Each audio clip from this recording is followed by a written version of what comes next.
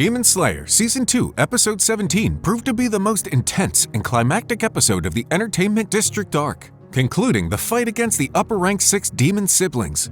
Tanjiro was stabbed by Gyutaro through his mouth as he tried to slice off the latter's head, and it was during this final desperate attempt that he awakened a mark on his forehead that resembled flames.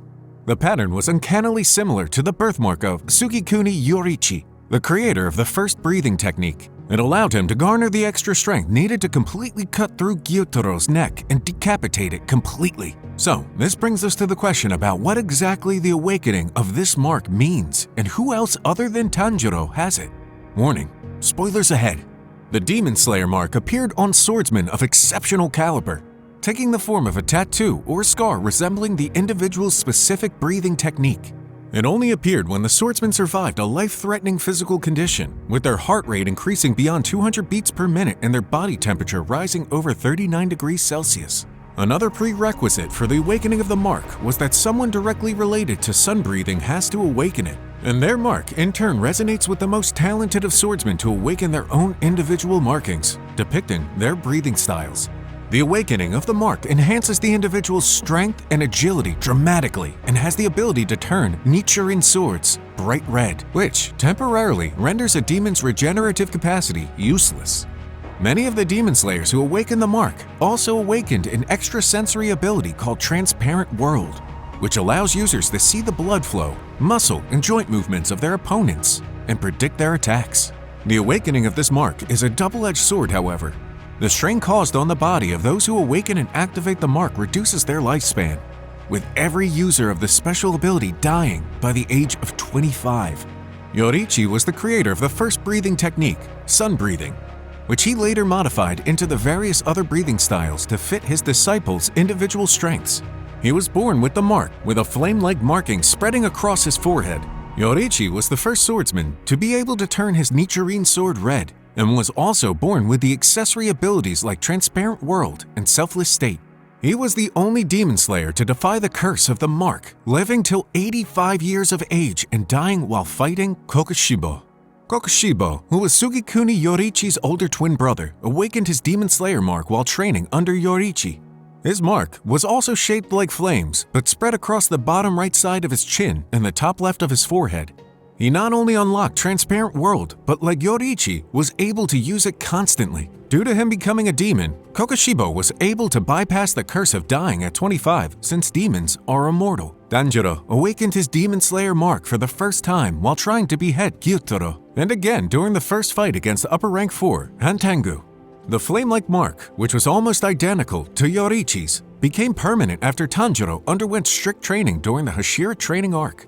Being a user of the sun-breathing technique, his mark also resonated with the Hashira swordsmen around him, causing them to awaken their own marks. Tokito Moichiro, the Mist Hashira, first awakened his Demon Slayer mark in the Swordsman Village arc while fighting against Gyoko. His mark resembled reddish mist-like markings all over his body, but especially on his face and arms. Moichiro was able to dye his Nichiren sword bright red and use Transparent World after awakening his mark. Love Hashira Kanroji Mitsuri was another Hashira who awakened her mark during the Swordsmith Villager arc. Her mark took the form of 2 mirroring hearts with wing patterns between them above her left collarbone. Upon activation of the mark, her endurance and already astonishing high physical strength increased further, allowing her to be on equal footing with Hantengu's strongest clone, Zahakuten.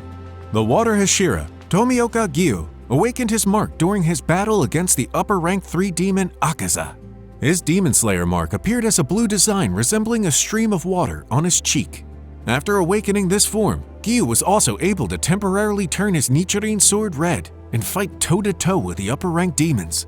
The acting leader of the Hashiras and arguably the strongest of them all, Stone Hashira Himajima Gyome, awakened his Demon Slayer mark while facing off against Kokushibo. His mark looked like fissures and appeared on his forearms.